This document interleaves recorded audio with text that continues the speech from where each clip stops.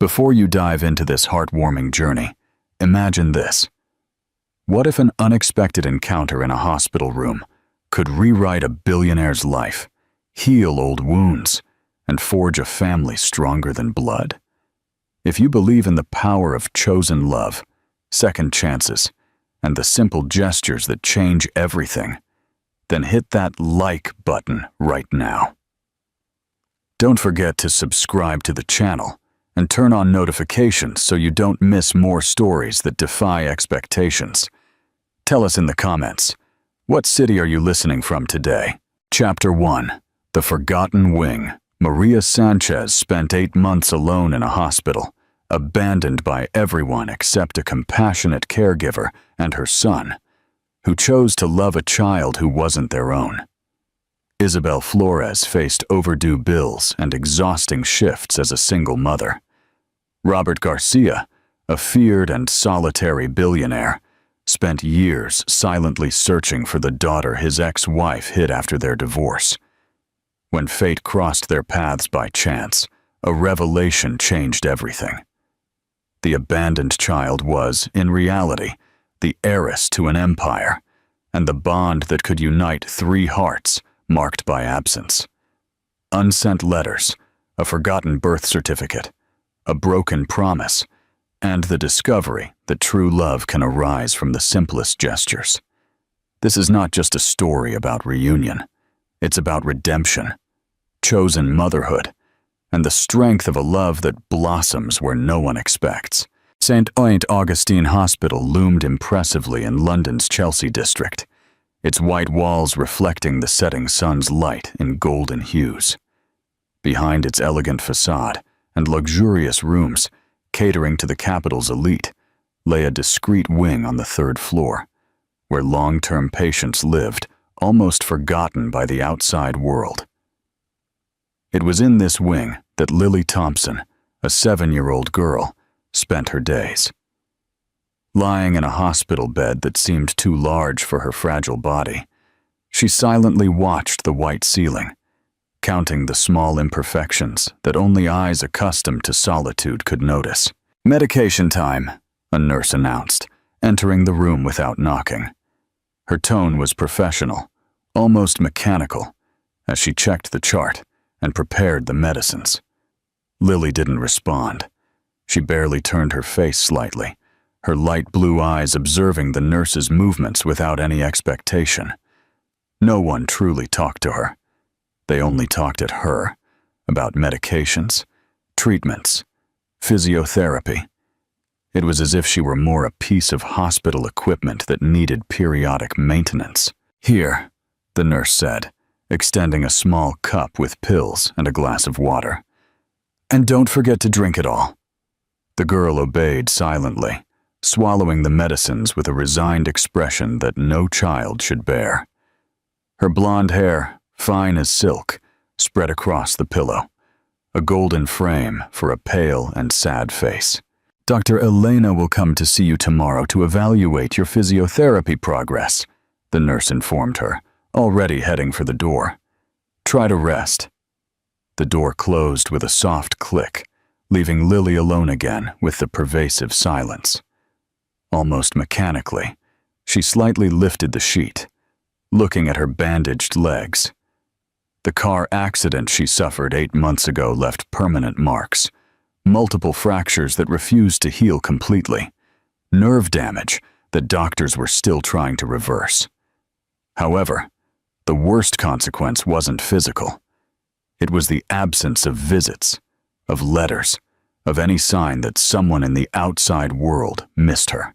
Her mother, Eleanor Hayes, had disappeared after leaving her at the hospital, promising to return the next day. Days turned into weeks, weeks into months. The nurses whispered in the corridors that the bills were still paid promptly by bank transfer, but no familiar face ever crossed the threshold of her room. At first, Lily constantly asked when her mother would return. Over time, the questions ceased, as did the hope in her eyes. 15 minutes before the end of her shift, Maria Sanchez checked the list of patients she still needed to see.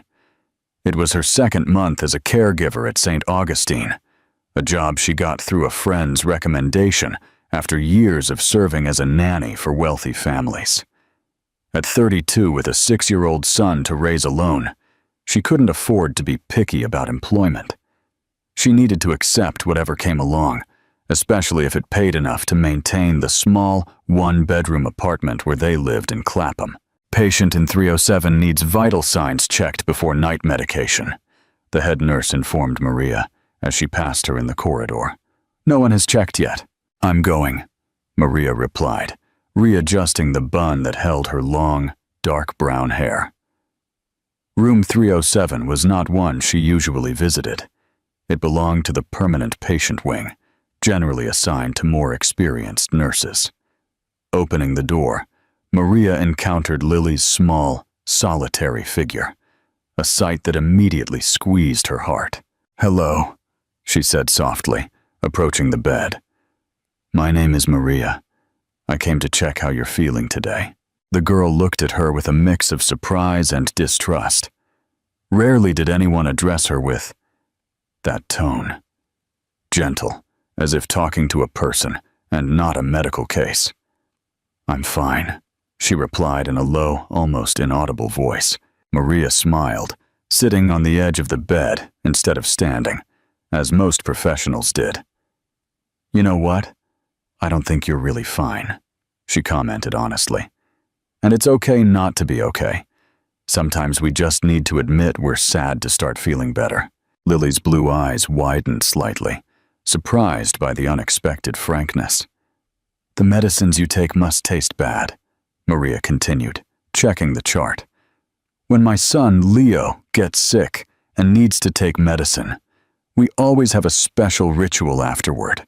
A sip of grape juice to get rid of the bad taste, and a hug to get rid of the discomfort. It works like magic. Do you have a son?" The question escaped the girl's lips before she could contain it, a rare moment of genuine curiosity. "Yes, he's 6 years old. He's a whirlwind of energy." Maria laughed, pulling the blood pressure cuff from the drawer.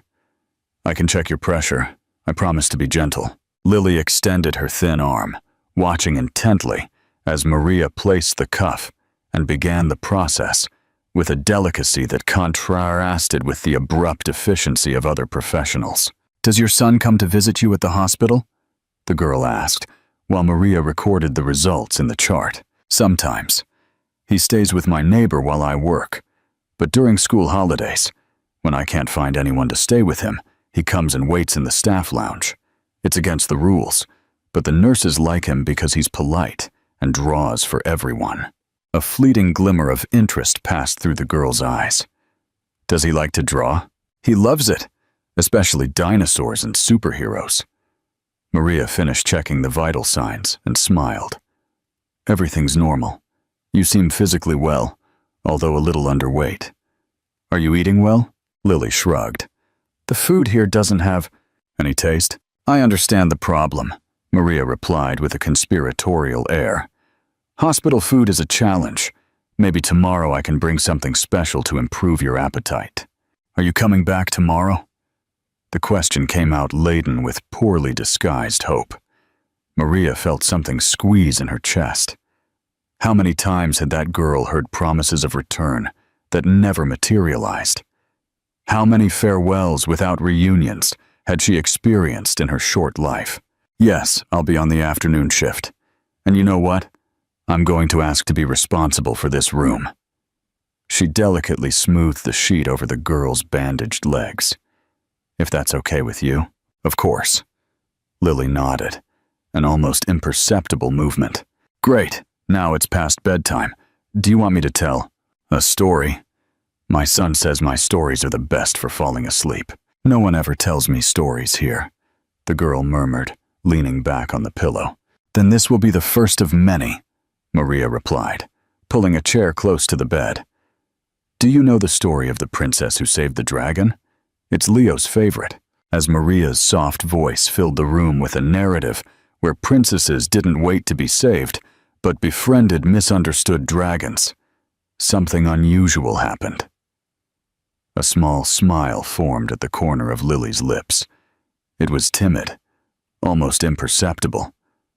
But it was there, the first crack in the wall of solitude that surrounded her. Chapter 3. An unlikely friendship. The next day, defying all expectations of the hospital staff, Maria appeared with a small lunchbox containing homemade chocolate cake, carefully sliced into star-shaped portions. "Star cake to give you energy," she explained to Lily, whose eyes widened in surprise. "Leo helped make it. He loves cutting things into different shapes." "Thank you," the girl whispered, accepting a piece with excited hands, as if she couldn't believe it was really for her. In the days that followed, a subtle transformation began to occur. Lily began to eagerly await Maria's visits, who always brought small surprises. Children's books borrowed from the library, drawings made by Leo, new stories that populated the girl's imagination during the long, lonely hours. "Today's a special day," Maria announced 2 weeks later, entering the room with a lively smile. "Someone really wants to meet you." Behind her emerged a 6-year-old boy with messy brown hair and a smile that revealed a missing front tooth. He carried a colorful folder under his arm and looked curiously at the girl in the bed. "Lily, this is Leo, my son. Leo, this is Lily, who I told you about." "Hi," Leo said, approaching without the typical shyness of children in front of strangers. "I brought my drawings to show you. Mom said you're alone here, so I thought maybe you'd like to draw with me." Lily observed the boy with a mix of surprise and fascination. He was the first child she had seen in months, since she was admitted. I don't know how to draw," she confessed in a low voice. "Everyone knows how to draw," Leo exclaimed, with the absolute conviction only children possess. "You just need to try. Look, I brought colored pencils for you too."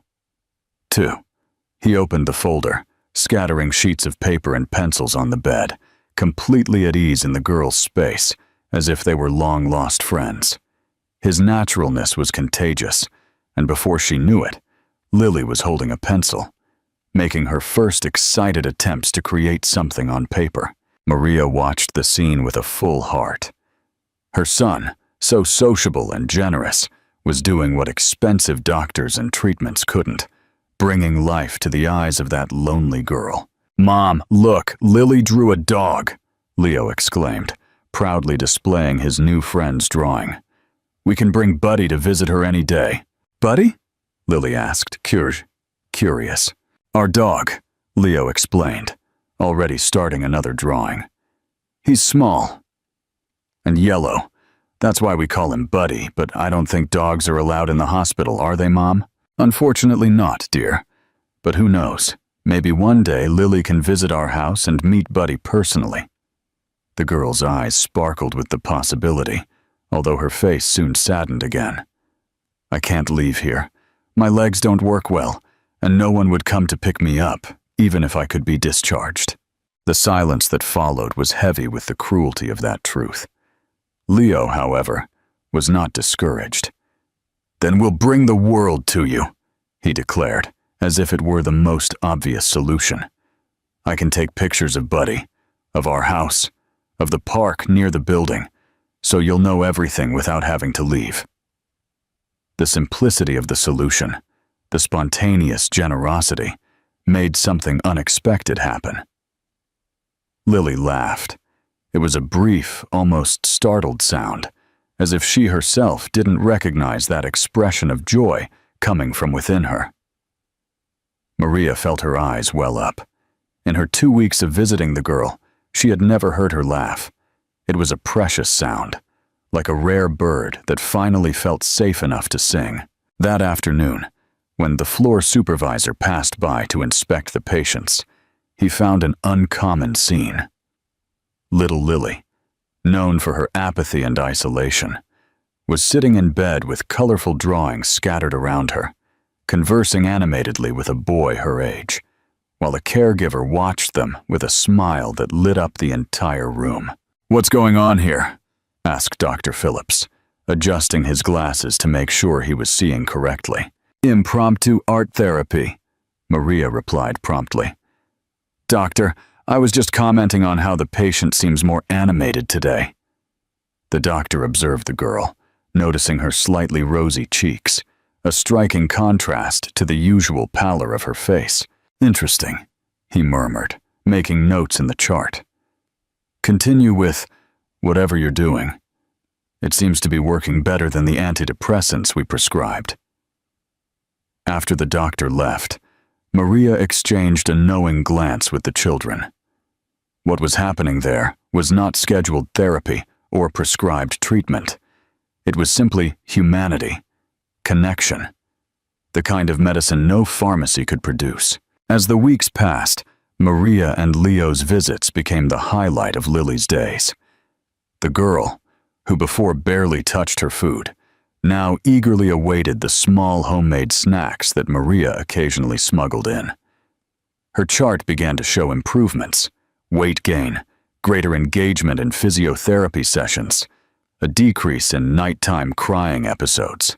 "It's incredible how she responds to you," commented Sarah, the physiotherapist, after a particularly productive session where Lily had pushed herself harder than usual. "When I started treating her, I could barely get her to participate in the exercises. Now, she asks when she can walk to visit your house." Maria smiled, watching through the physiotherapy room window as Lily proudly showed Leo how she could bend her knee a few more centimeters than the previous week. "Children are stronger than we think," she replied. "Sometimes they just need a reason to fight." What Maria didn't know was that, while a bond of friendship was strengthening within those white walls, a storm was brewing in the outside world. Just a few miles away, in a penthouse in Mayfair, a man stared at an old photo of a baby in the arms of a blonde woman. Chapter 4. The Billionaire's Search. Robert Sterling, at 55, was known in business circles for his calculating coldness and ruthless determination. He had built a real estate empire that spanned 3 continents. His imposing figure, with impeccably groomed graying hair and tailored suits, was a frequent presence in business magazines and social columns. What few knew, however, was that behind that facade of absolute success lay a wound that had never healed. His missing daughter, taken by his ex-wife after a bitter divorce when she was just a baby. "Any news, David?" he asked the private detective sitting opposite him, a man he had hired years ago to find his daughter. "Nothing concrete yet, Mr. Sterling. We're still tracking Eleanor's bank movements, but she's been extremely cautious.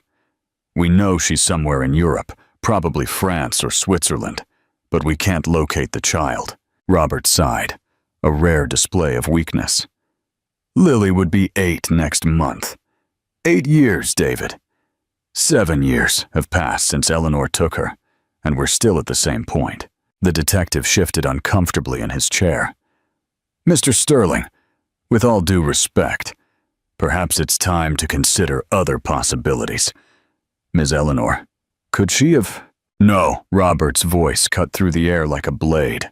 "My daughter is alive. I would feel it if she weren't.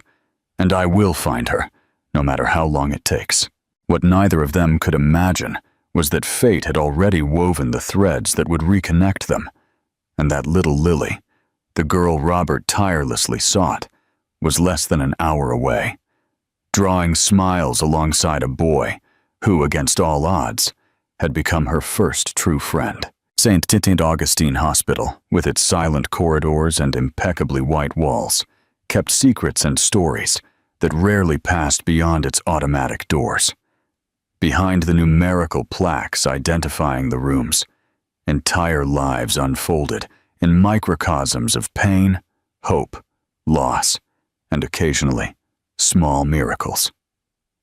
In room 307, one of those small miracles happened daily, far from the eyes of the administration and the hospital's rigorous protocol. "Look what I brought today," Maria whispered, carefully closing the door behind her. From her bag, she pulled out a small portable projector. "Leo found it in our neighbor, Mr. Harrison's closet. He said we can borrow it for a few days." Lily's eyes lit up. In recent weeks, her face had come alive. Her once pale cheeks now had a slight blush, and her blue eyes, previously dull with sadness, shone with renewed childlike curiosity. "What is it for?" she asked, observing the object with fascination. "It's a surprise. As soon as it gets dark, you'll see." The afternoon passed slowly, filled with physiotherapy sessions that Lily now faced with determination, no longer with the apathetic resistance of before. The small triumph of the day, managing to stand supported by the parallel bars for almost a full minute, was celebrated with enthusiastic applause from Sarah, the physiotherapist, who had also noticed the girl's transformation. "If she continues like this, she'll soon be taking her first steps with the walker," Sarah encouraged, helping her back into the wheelchair. "I've never seen such significant recovery in so little time." Lily smiled shyly. "It's because now I have a reason to walk. I want to meet Buddy, and Leo said he'll teach me to play ball when my legs get stronger." Sarah exchanged a meaningful glance with Maria, who was waiting to take Lily back to her room. Both knew how therapeutic that friendship with Leo was, more effective than all the expensive treatments and medications the hospital offered. When night finally fell, Maria returned to the room with Leo, who carried a small backpack with a mysterious air. "Ready for the surprise?" the boy asked, practically jumping with excitement. "Mom said we can turn your room into a movie theater today." With Maria's help, the curtains were drawn, creating the necessary darkness. Leo pulled a white sheet from his backpack, and they hung it improvisationally on the wall opposite the bed. Maria connected the projector to her phone, and in seconds, colorful images filled the white sheet. "A movie!" Lily exclaimed, amazed. "I've never watched a movie in the hospital before." "It's not just any movie," Leo explained, climbing onto the bed next to his friend, with the naturalness of someone who already felt completely at ease there. "These are videos I recorded so you can get to know our world out there." The images filling the makeshift screen were home videos. Leo showing his small apartment, the dog Buddy running down the hallway, the nearby park with its swings and slides, the sunset seen from the kitchen window. Narrated by the boy's lively voice, the simple videos took on an almost magical quality. Windows to a world beyond the hospital walls that Lily was rarely allowed to leave. "And this is the way Mom and I come to visit you," Leo explained, as the video showed the view from the bus window. "Look at that big tree. They say it's over 100 years old." Maria watched the two children, noticing how Lily leaned forward, absorbing every detail, every color, every fragment of the outside world. Her eyes reflected the projected images, mirrors of a deep desire for freedom and connection. It was during this impromptu cinema session that fate chose to act. The room door opened unexpectedly, revealing the severe figure of the night supervisor, Ms. White. "What's going on here?" Her voice cut through the air like a sharp knife. "Visits are only allowed during regular hours, and this is clearly not an authorized procedure." Maria quickly stood up, positioning herself between the children and the supervisor, as if she could physically protect them from the intrusion.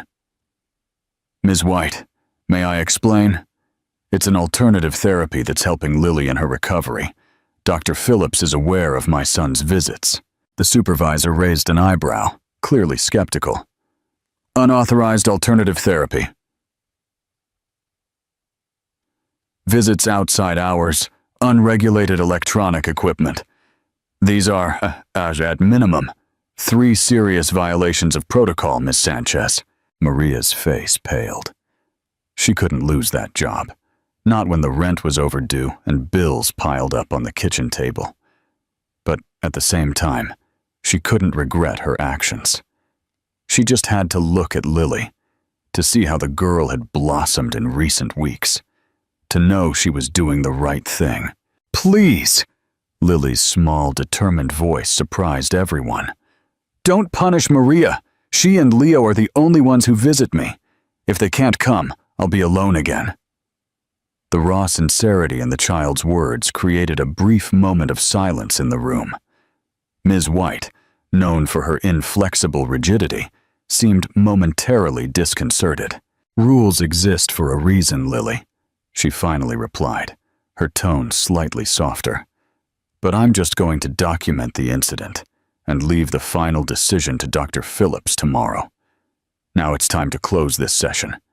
The boy shouldn't be here so late, and you need to rest." Reluctantly, Leo said goodbye to his friend, promising to return as soon as possible. Maria, her heart heavy with the possibility of punishment, quickly tidied the room before following the supervisor out. "Maria," Lily called as she was at the door. "Thank you for the movie. It was the best day of my life."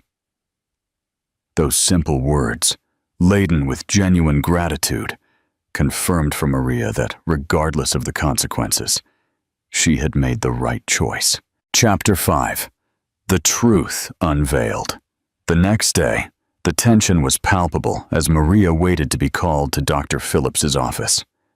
Leo, sitting beside her in the small staff lounge, held her hand tightly. "Everything will be okay, Mom," the boy assured her, with a confidence that only children can maintain in the face of adversity. "Lily will tell them how you make her happy, and they won't be able to send you away." Maria smiled, caressing her son's hair. Even so young, Leo already showed an intuitive understanding of the world's injustices and a fierce determination to fight them, qualities she hoped he would never lose. "Ms. Sanchez," the secretary's voice interrupted her thoughts. "Dr. Phillips is ready to see you now." With a final squeeze of her son's hand, Maria stood up and walked towards the office, mentally preparing herself to face the consequences of her actions. To her surprise, upon entering the room, she found not only the medical director, but also Sarah, the physiotherapist, and 2 other doctors she recognized as part of Lily's treatment team. "Please have a seat," Dr. Phillips indicated, his face unreadable. "Ms. White reported a disturbing incident last night. Before making any decision, I'd like to hear your version of events." Maria took a deep breath, deciding that honesty was her only path. "It's true that I brought my son in after visiting hours, and that we used a projector to show videos to Lily. I'm not going to deny any of that. But what I've done, what Leo and I have done, is try to bring a little normality and joy to a child who was forgotten by everyone." "Abandoned would be the more precise term," one of the doctors corrected. "The patient's mother hasn't appeared for 8 months since the accident." "Exactly," Maria continued, feeling a sudden surge of courage within her. "Lily isn't just a medical case, a set of symptoms to treat. She's a child who needs not only medication and physiotherapy, but also human connection, friendship, someone who genuinely cares." Sarah leaned forward. "If I may add, Dr. Phillips, Lily's physical progress in recent weeks is remarkable. She's more engaged in physiotherapy, more determined to regain mobility. From a clinical point of view, Ms. Sanchez's unconventional approach seems to be bringing tangible benefits." Dr. Phillips remained silent for a few moments, studying the reports in front of him. "I understand your arguments, but the hospital has protocols for safety and legal responsibility. We cannot simply ignore the rules because they seem inconvenient at a given moment." Maria felt her heart sink. She was about to lose not only her job, but also her connection with Lily, a girl who, in such a short time, had won a special place in her heart. "However," the director continued, surprising everyone, "we also cannot ignore results. Lily has shown more progress in recent weeks than in the previous 6 months. That deserves, at the very least, special consideration." He closed the patient chart folder and looked directly at Maria. "I'm going to propose a compromise. You can continue with your alternative interventions, provided they are documented and supervised by Sarah. Your son can visit during specific hours, which we will arrange so as not to interfere with regular treatments. In return, I expect detailed reports on how these interactions are affecting the patient's psychological and physical progress." "Thank you, Dr. Phillips," Maria replied, barely containing the relief in her voice. "I promise you won't regret it." "I hope not. Now there's another matter we need to discuss." He motioned for the other doctors to leave, remaining only with Maria and Sarah. "This morning, while organizing some old patient documents, our administrative assistant found something curious." He pulled a folder from a drawer and opened it on the table. "Lily's original birth certificate. Notice the full name." Maria leaned forward to read the document. "Lily Thompson Sterling." "Sterling," Dr. Phillips repeated, emphasizing the surname. "As in Robert Sterling, one of the country's biggest businessmen." Sarah's eyes widened. "The real estate mogul, the one who appears in business magazines." "Exactly. According to this document, he is our patient's biological father, a fact that, apparently, the girl's mother carefully concealed when she admitted her here." Maria tried to process the information. "But does that mean Lily wasn't abandoned? That perhaps her father doesn't even know she's here? It's a possibility we need to consider." The director seemed genuinely disturbed. "The bills are paid promptly by bank transfer from an offshore account, which makes it difficult to trace their origin. The mother, Eleanor Hayes, left specific instructions not to contact anyone other than herself in case of emergency." "And now? What does this mean for Lily?" Maria asked, feeling a protective instinct grow within her. "It means we have a legal and ethical obligation to notify Mr. Sterling. If he really is the child's biological father and doesn't know her whereabouts, we are potentially contributing to a situation of parental alienation by keeping the child here without his knowledge." A heavy silence fell over the room as the implications of that discovery settled in. For Maria, a whirlwind of contradictory emotions arose. Joy at the possibility of Lily having a family, fear of losing her connection with the girl, concern about how this revelation would affect her emotionally. "When do you plan to contact him?" she finally asked. "We are preparing a careful approach. He is an extremely powerful and influential man. We need to be absolutely certain before making any accusations or revelations." Dr. Phillips closed the folder. "In the meantime, I ask for complete discretion on this matter. Lily has already been through enough trauma. We don't want to create expectations that might be frustrated."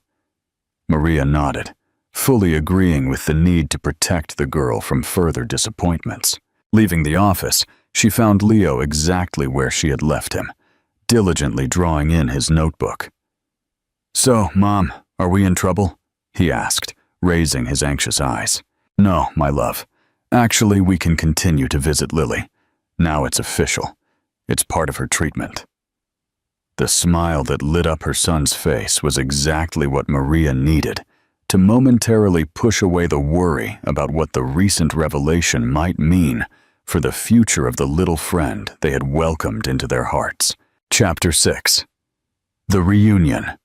Robert Sterling's penthouse in Knightsbridge was a monument to modern architecture. Expansive open spaces, floor-to-ceiling windows offering panoramic views of the city, furniture combining elegance and functionality. It was a home that perfectly reflected the man who inhabited it. Imposing, impressive, but strangely devoid of human warmth. That morning, Robert was drinking his coffee while glancing through financial reports, a routine as established as the sunrise. His personal assistant, John, quietly entered the dining room. "Sir, Detective David Clark is here. He says he has urgent information." Robert looked up from his documents, suddenly alert. "Send him in immediately." David Clark was not the type of man to be easily impressed. After 20 years investigating complex cases, from corporate embezzlement to mysterious disappearances, he had developed a professional impassivity that rarely broke. However, that morning, his demeanor betrayed an unusual agitation.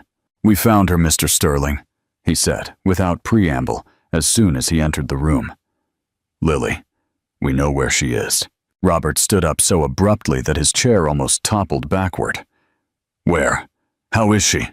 Is Eleanor with her? She's in London, sir. Actually, she's been here all along. David placed a folder on the table. At St. Augustine Hospital. Admitted 8 months ago after a car accident. An accident. Robert's voice faltered, a rare display of emotion. Is she all right? She suffered serious leg fractures, with some permanent sequelae. She's receiving intensive treatment, but... David hesitated, clearly uncomfortable with the next piece of information. Eleanor abandoned her at the hospital, sir. She left the child there and disappeared.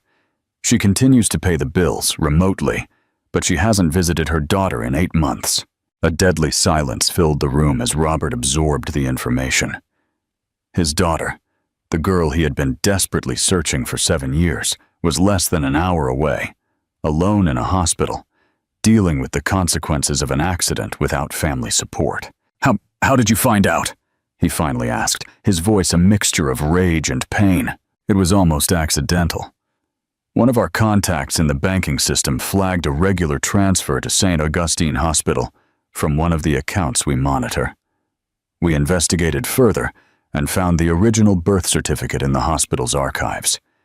Your name is listed as the biological father. Robert walked to the window, his back rigid, as if carrying the weight of the world.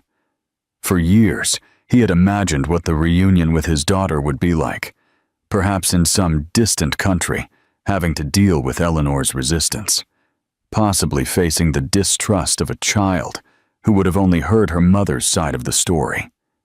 He never imagined this scenario. Lily abandoned, injured, alone. The idea was unbearable. "Prepare the car," he ordered, his voice regaining its usual firmness. "We're going to the hospital right now." "Sir, perhaps we should approach this with more caution," David suggested. "The child has been through significant trauma. An additional shock could—" "My daughter has been alone in a hospital for 8 months," Robert interrupted, his gray eyes cold as steel. "Every minute she remains like that is another minute of unnecessary suffering. I will not postpone this meeting, not for another second." John, who had been observing the scene silently, intervened with his usual efficiency. "The car will be ready in 5 minutes, sir. Should I inform the hospital of your arrival?" "No, I want to see how they treat my daughter when they think no one important is watching." Robert walked towards the bedroom to change. "And John, cancel all my appointments for the next few days. From now on, Lily is my only priority." As the chauffeur drove the luxurious sedan through London's congested streets, Robert tried to sort through the whirlwind of emotions consuming him. Anger at Eleanor for abandoning her own daughter, guilt for not having found Lily sooner, fear of how the child would react to him, a stranger suddenly appearing claiming to be her father. In the folder on his lap, besides the official documents, there was a recent photograph of Lily, discreetly taken by one of the investigators. The resemblance to Eleanor was undeniable. The same blonde hair, the same light blue eyes, but there were traces of him too, subtle, but unmistakable to those who knew how to look. The shape of the chin, the curve of the eyebrows. "My daughter," he murmured to himself, touching the photograph with a tenderness few would associate with the ruthless businessman. "I will never leave you alone again." At St. Augustine Hospital, completely unaware of the approaching storm, Lily was experiencing one of the happiest moments since her admission. For the first time, Dr. Phillips had authorized a walk in the hospital gardens, a small green area exclusive for recovering patients, rarely used by the medical team due to logistical complications in transporting patients there. Maria pushed her wheelchair while Leo ran ahead, pointing to every flower, every insect, every small natural wonder he found, as if he were the official guide of that expedition to the outside world. "Look, Lily, a blue butterfly," he exclaimed, running back to show the insect that delicately perched on a nearby flower. The girl's face glowed with a pure joy that completely transformed her features. The autumn sun gently warmed her skin, so accustomed only to the artificial light of hospital rooms, and the gentle breeze played with her blonde hair. "It's the first time I've seen a real butterfly," she confessed in a low voice. "I had only seen them in books and on TV before." Maria felt her heart ache at that realization. A 7-year-old girl who had never seen a real butterfly until that moment. How many other simple and wonderful experiences had Lily missed out on? "We're going to make a list," she decided impulsively, "of all the things you want to experience, and little by little, we'll make each one happen." Lily's eyes lit up with the promise. "Can we start now? I have so many things to put on the list." "Of course, Leo, bring your notebook and pencils here, please."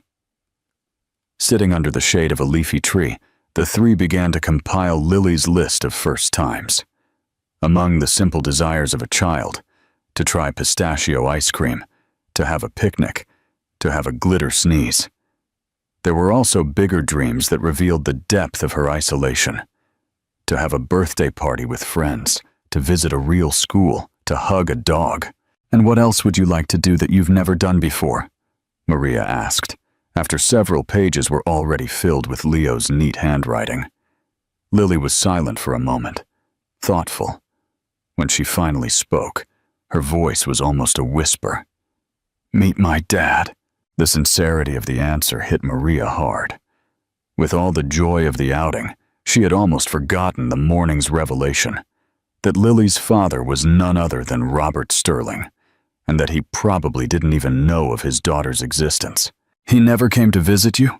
Leo asked with the direct curiosity typical of children. "I don't know who he is," Lily simply replied. "Mom never talked about him. She just said he wasn't part of our lives." Maria exchanged a glance with Leo, silently signaling him not to press the matter. "Well, we'll put that on the list too. Who knows, one day." The rest of the sentence was never completed. At that exact moment, a movement at the garden entrance caught the small group's attention. A tall man with graying hair and an imposing posture, accompanied by 2 other men in dark suits, had stopped abruptly upon spotting the girl in the wheelchair. Even from a distance, Maria immediately recognized Robert Sterling from the photographs she occasionally saw in business magazines. Fate, in its characteristic unpredictability, had decided that the last item on Lily's list would be the first to be fulfilled. "Who is that man, Mom?" Leo asked, noticing Maria's sudden tension. Before she could answer, Robert Sterling began to walk towards them, his eyes fixed on the small blonde figure in the wheelchair, as if the rest of the world had simply disappeared. Time seemed to freeze in that St. Augustine hospital garden. Robert Sterling advanced with deliberately slow steps, as if he feared a sudden movement might make the vision before him, the blonde girl in the wheelchair, disappear like a mirage.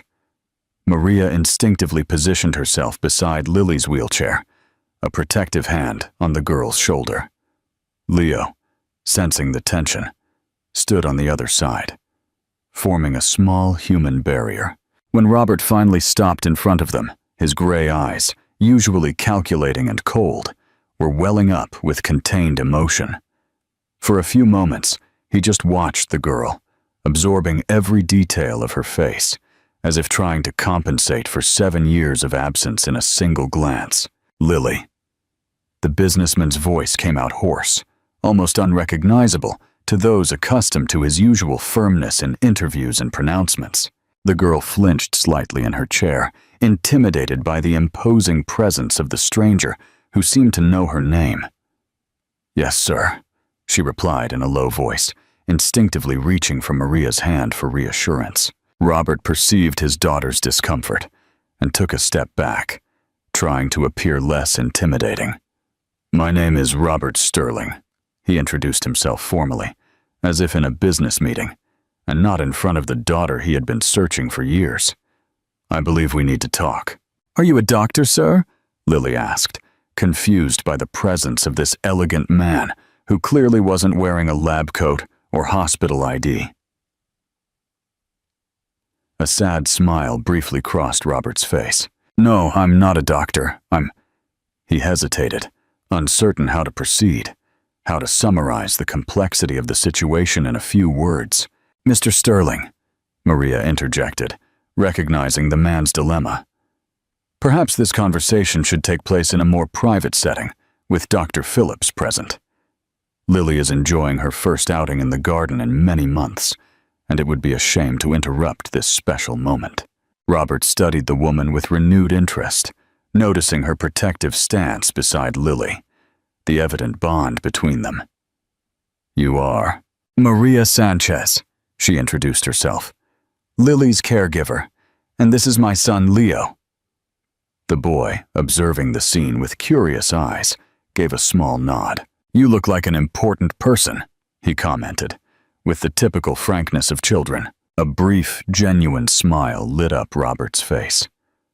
Some people think that, he replied, surprised by the boy's perception. Turning his attention back to Maria, he nodded. You're right, Ms. Sanchez. I don't want to interrupt this moment, but I don't intend to leave this hospital until I've spoken properly with my daughter. The word daughter hung in the air like a silent bomb. Lily's eyes widened, quickly alternating between Robert and Maria, as if seeking confirmation that she had understood correctly. Daughter? She repeated, her voice barely a whisper. Maria knelt beside the wheelchair, gently holding the girl's hands. Lily, this matter is a bit complicated. It's best if we go back inside and talk calmly, with Dr. Phillips present to explain everything properly, okay? The girl nodded slowly, still too shocked to form questions. Her gaze, however, did not waver from Robert, as if trying to find some resemblance in his face, some confirmation of that startling revelation. Chapter 7. Building a Family. In Dr. Phillips's office, the tension was palpable. The medical director, clearly uncomfortable with the delicate situation, tried to balance the emotional needs of a vulnerable child with the legal demands and intimidating presence of one of the country's most powerful men. Lily, the doctor began gently, do you remember how we talked several times about your family? About how we hadn't been able to contact your dad? The girl nodded silently, her eyes alternating between the adults in the room. Well, we found new information this morning, documents that show that Mr. Sterling here is, in fact, your biological father, and it seems he didn't know you were here at the hospital all this time. Your mother, Robert interrupted, trying to control the emotion in his voice. Eleanor and I separated when you were just a baby. She took you without my knowledge. I spent the last 7 years looking for you, without knowing where you were. Mom said my dad didn't want to know about me, Lily replied, her voice small but surprisingly firm. That he had a new family, and that we needed to stay away. The pain in Robert's eyes was almost physical. That's not true, Lily. I never had another family. I never stopped looking for you, not for a single day. Then why would Mom lie? The simple, direct question carried the weight of a child's confusion, trying to understand the complexity of adult flaws. A heavy silence filled the room. How to explain to a 7-year-old girl the intricacies of a bitter divorce, the power games and manipulation that wounded adults are capable of playing, using their own children as pawns. It was Maria who finally spoke.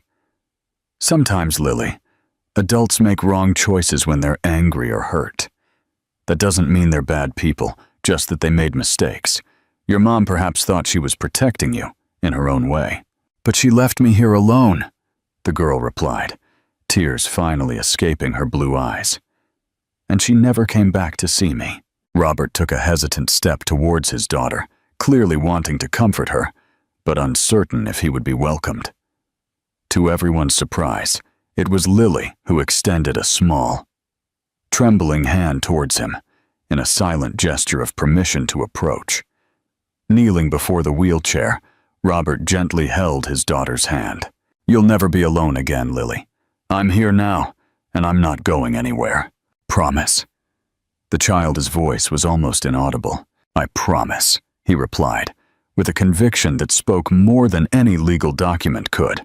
The following weeks were a period of adjustment for everyone. Robert, with his influence and resources, completely transformed Lily's treatment. The best specialists in spinal cord injuries were consulted, state-of-the-art physiotherapy equipment was installed, and an entire hospital room was remodeled to provide more comfort and appropriate stimulation for the girl. However, to the surprise of the medical team, he didn't distance Maria and Leo from his daughter's life. On the contrary, after observing their interaction and realizing how the caregiver and her son had been fundamental to Lily's emotional well-being, Robert made an unusual decision. "I'd like to make a formal proposal," he said to Maria one afternoon as they watched Lily and Leo playing in the new recreational space installed in the girls' room. "When Lily is discharged, she'll need special care at home. I'd like you to continue as her caregiver, now on a full-time basis." Maria looked at him in surprise. "I appreciate the offer, Mr. Sterling, but I have my son to consider. Leo is settled in his school. We have our routine." "I understand perfectly," Robert replied, his tone softer than usual. "That's why the proposal includes a comfortable house for you and Leo, close to my residence, and a full scholarship for your son at the best school in the area. Plus, of course, a significantly higher salary than you receive here." The generosity of the offer left Maria speechless for a moment.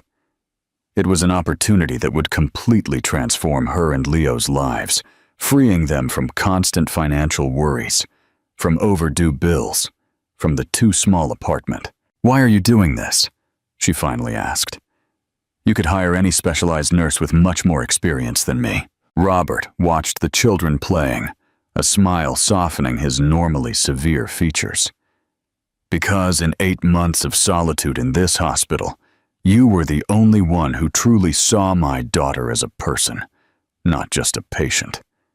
You and Leo brought light into her life when I couldn't be there." He turned to face her directly. "I'm a businessman, Ms. Sanchez. I know value when I see it, and what you two did for Lily is simply invaluable." 2 weeks later, the news everyone had been waiting for finally arrived.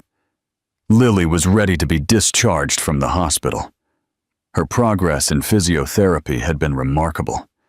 She could now stand with minimal support and take a few steps with a walker. Doctors believed that with continued therapy, she might eventually walk with canes, although she would probably always need some support. On the day of discharge, the hospital seemed transformed. Staff who had barely noticed the girl's presence for 8 months now gathered to wish her good luck and say goodbye. Dr. Phillips personally supervised the final exams, visibly emotional, though he tried to maintain his professional demeanor. "Is everything ready?" Robert asked, entering the room where Maria was helping Lily dress in new clothes. A light blue dress that matched her eyes, personally chosen by Leo, who had insisted on participating in the shopping. "Almost," Maria replied, adjusting the ribbon in the girl's hair. "Just missing her new shoes." "Actually," Robert interjected, "I brought a surprise before we leave." He gestured towards the door, where an elegant, gray-haired lady was waiting. "This is Mrs. Adams, my housekeeper of over 30 years.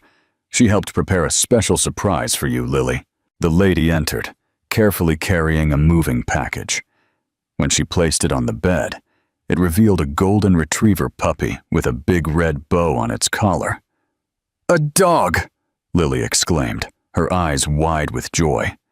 It's for me."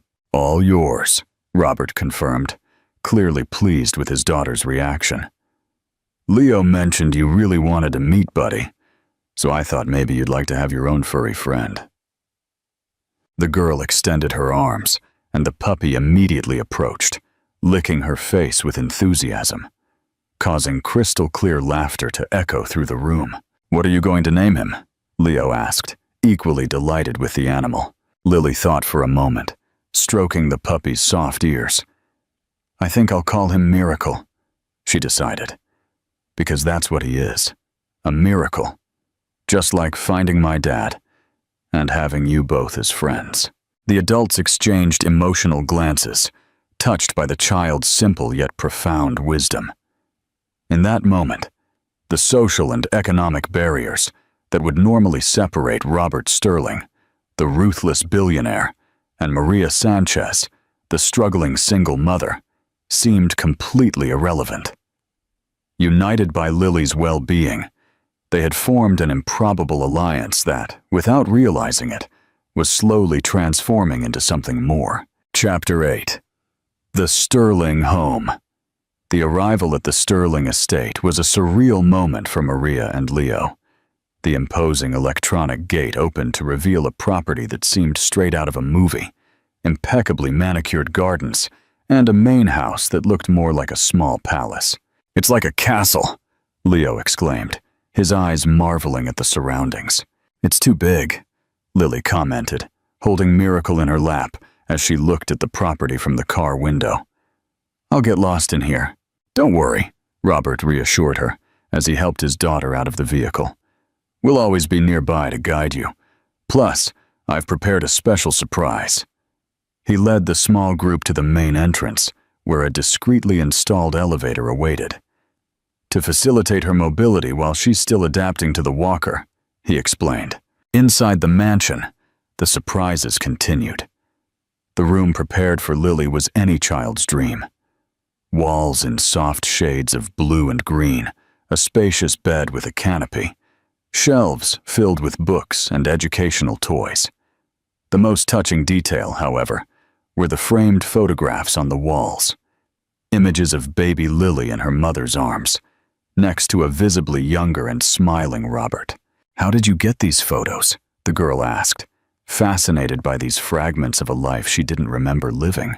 "I kept every photograph, every memory," Robert replied, emotion evident in his voice, "for when I finally found you." The first few days in the Sterling mansion established a new routine. In the mornings, physiotherapy for Lily, with Maria always by her side offering emotional support. In the afternoons, private lessons for both children. Leo would attend the same school as Lily as soon as she was ready to return to a school environment. But in the meantime, they shared a tutor. Robert, always busy with his business, completely reorganized his schedule to be present. Important meetings now took place in his home office. Video conferences replaced trips previously considered essential, and his assistants received clear instructions that nothing took precedence over his newly found daughter's well-being. One afternoon, while watching Lily and Leo in the garden with Miracle, Robert found Maria contemplating the same scene from the balcony. "She's happy," he commented, positioning himself next to the caregiver. "Thanks to you," Maria smiled softly. "Thanks to all of us. Lily needed a family, and somehow we all became exactly that for her." The peace of that moment, however, would be brief. A few days later, an unannounced limousine pulled through the Sterling estate gates. From it descended two elegant figures with severe expressions. Clara Sterling, Robert's niece, and Henry Sterling, the businessman's older cousin. "We need to speak to Robert urgently," Clara announced to the housekeeper. "It's a family matter." "What brings you here?" Robert asked directly when he met them in the living room. "We're concerned, cousin," Henry began, his tone falsely cordial. "We've heard alarming rumors about a supposed daughter you suddenly brought home, and about staff living on the family property." "They're not rumors," Robert replied coldly. "Lily is my biological daughter, as DNA tests have confirmed. As for who lives on my property, that concerns only me." Clara leaned forward, her calculating eyes fixed on her uncle. "Robert, dear, we understand the emotional shock of discovering a daughter after so many years. But we have to think rationally. This situation has serious implications for the entire Sterling family, for the business, for the reputation we've built. For starters," she continued, "this child appeared very conveniently now, when you're at the peak of your success. Don't you think it's curious? And this caregiver living here with her son? People will start talking." "Her motives, you mean," Henry corrected, trying to disguise his disdain. "Have you checked this woman's background? The Sterling companies have significant assets, cousin. You wouldn't be the first rich man to be manipulated by a touching story." "Let me clarify a few things," Robert said with icy calm. "First, Lily is my daughter, confirmed by genetic tests and official documents. Second, Maria Sanchez is a dedicated professional who was the only person to treat my daughter with dignity during 8 months of abandonment. And third, your concerns about the family and the inheritance are far too transparent." He stood up, signaling that the conversation was over. "The Sterling companies belong to me. The fortune you're so worried about was built by me, not inherited. And my decisions about my daughter are absolutely unquestionable. If you would at least agree to send the child to a specialized institution," Clara insisted, "where she could receive appropriate treatment. Away," Robert's voice cut through the air like a whip. "Get out of my house right now. Any attempt to interfere in my daughter's life or to harm Maria and Leo will be met with the full legal and financial force I possess." After the tumultuous departure of his relatives, Robert found Maria standing in the corridor, clearly having overheard part of the conversation. "If my presence here is causing problems, I can find another arrangement," she offered. "Don't even think about it," Robert replied, gently holding her arms. "What you just witnessed was merely greed disguised as family concern." In the following days, insinuations began to circulate on social media about the opportunistic caregiver who had infiltrated the Sterling mansion. An investigation traced the origin of the rumors to Clara's personal assistant. "This ends now," Robert declared, officially removing Clara and Henry from any positions in the group's companies. While the corporate battles raged away from the children's eyes, Lily made remarkable progress. 3 months after leaving the hospital, she managed to take her first steps without the walker, supported only by light canes. "Daddy! Maria! Leo! Look!" she called excitedly one afternoon, positioning herself in the center of the living room. With concentrated determination on her small face, she took a step, then another and another, crossing almost half the distance to the sofa, where the 3 of them watched her, alone. "You did it!"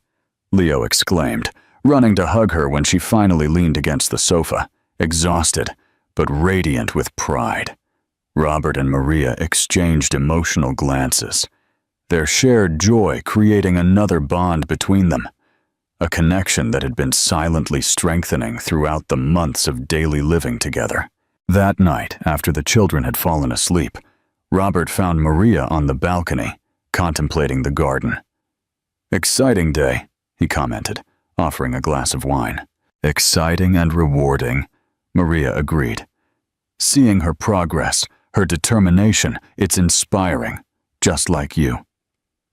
The words escaped before Robert could contain them. "We need to talk about what's happening between us," Maria said hesitantly. "Is something happening between us?" The question was not evasive, but genuinely cautious. "You know it is," she replied softly. "We started as employer and employee. Then we became allies for Lily's well-being, and now we're in this undefined place where we spend hours talking about everything and nothing. Where I miss you when you're not around," Robert completed, allowing himself honesty. They decided to explore their relationship with patience and honesty, always prioritizing the children's well-being, but fate had other plans. During a romantic dinner, they were informed of an attempted invasion at the mansion. They rushed home to find the children scared but unharmed, thanks to Miracle, who alerted them about intruders trying to enter through Lily's window. The arrested man confessed they were hired to scare the child, the head of security informed them. Police found connections to Mr. Henry Sterling's companies. To protect the children from the scandal, Robert transferred the entire family to his isolated country house. It was in this peaceful refuge that he finally asked Maria to marry him. "Maria Sanchez, you transformed my life when you brought love to my daughter, and then extended that same love to me. Would you do me the honor of marrying me? Yes, Robert. Yes, with all my heart. What they didn't notice were the two little spies hidden behind a bush. It worked, Leo whispered to Lily. Our plan worked. Of course it did, the girl confidently replied. They just needed to realize that we were already a real family. Chapter 9. Love's True Home. The wedding was celebrated in the garden of St. Augustine Hospital, symbolizing the journey that had brought them together. At the end of the ceremony, Lily surprised everyone. Now, Leo is officially my brother, and Maria, she looked hopefully at the woman who had cared for her for so long. Can I call you Mom now? Maria knelt, getting to the girl's level, tears of joy shining in her eyes. It would be the greatest honor of my life, my love. The embrace that followed, the four of them united in a circle of affection, sealed the promise of a family built not by blood ties, but by the conscious choice to love, protect, and belong. Something much stronger and more enduring than any genetic inheritance could guarantee. 2 years later, the aroma of banana bread filled the professional kitchen of the house in Chorlton. Hannah adjusted the personalized apron she had received as a gift. Chef Hannah, Flavors of the Heart, embroidered in gold letters, as she watched her little assistant diligently whisk the batter. More cinnamon, Mommy? Lily asked, her blonde hair now long and shiny, tied in an elaborate braid.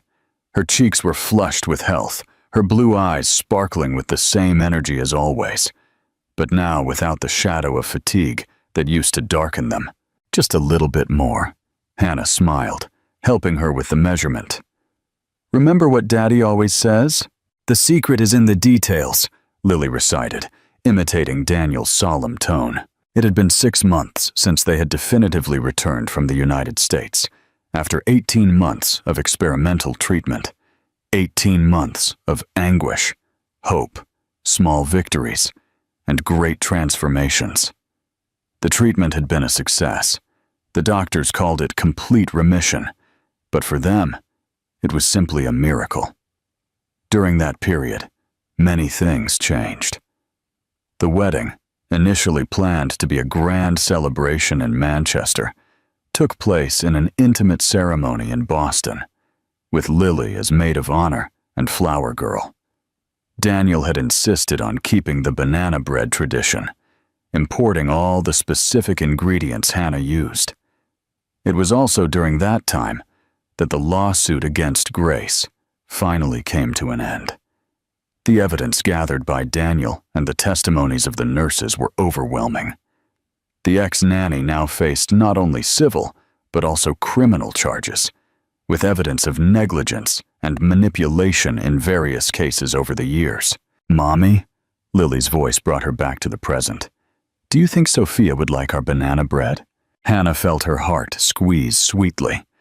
Since Daniel had told the full story of his first daughter, Lily had developed a special connection with the memory of the sister she never knew.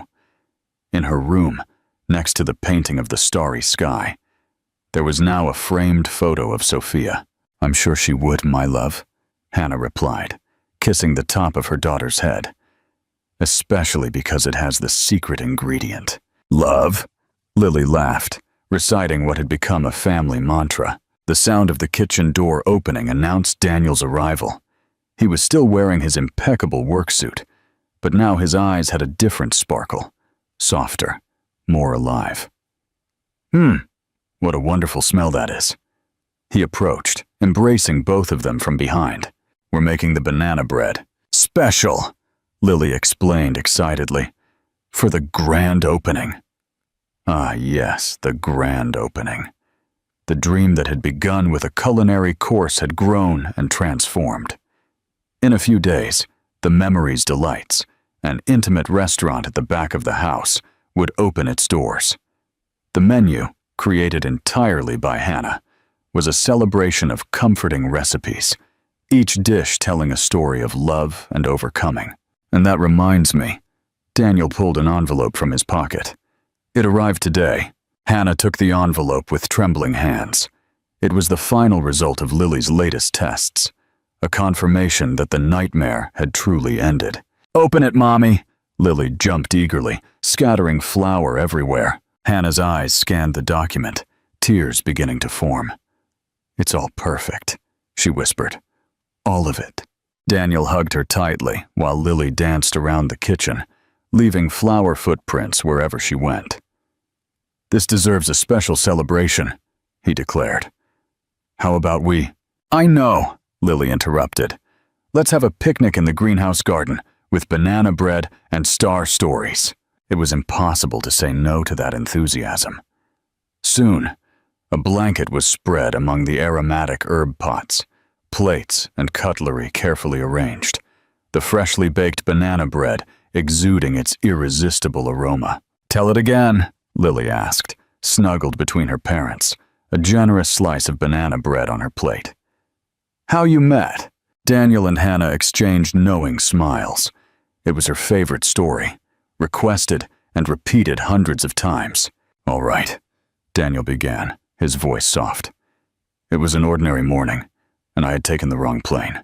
"The rightest plane of your life," Lily corrected, as she always did at that part. "Yes, the rightest plane of my life," he agreed, winking at Hannah. And there was this beautiful flight attendant with a smile that seemed to light up the whole plane, and she had made banana bread. "And when I tasted that banana bread," Daniel continued, holding Hannah's hand, "something inside me awakened. Something that had been sleeping for a long time." "Your heart!" Lily exclaimed. "Sophia always said love tasted like banana bread, right?" "Exactly," Daniel smiled, looking at the sky that was beginning to show its first stars. And you know what? She was right. At that moment, as if by magic, a hummingbird flew over the garden, dancing among the freshly planted flowers. Lily clapped her hands, enchanted. "Look! It's the same one from 2 years ago, the one that knows how to fly backward." "And forward," Hannah gently added, "like life should be." Daniel watched his 2 guiding stars, feeling a peace he never believed possible again. The business empire continued to exist, but now it was managed with different values, different priorities. The fortune that once seemed empty of meaning had found its true purpose: to create memories, heal wounds, build happiness. "Did you know there's a new constellation on my ceiling?" Lily commented, nibbling her banana bread. "Daddy had it painted last week. It's our family's constellation." "Really?" Hannah asked curiously. "And what does it look like?" "It has 4 stars, Lily explained, drawing in the air with her finger. "One is me, one is Mommy, one is Daddy, and one is Sophia. That way we're never alone, even when the sky is cloudy." Daniel felt his eyes moisten.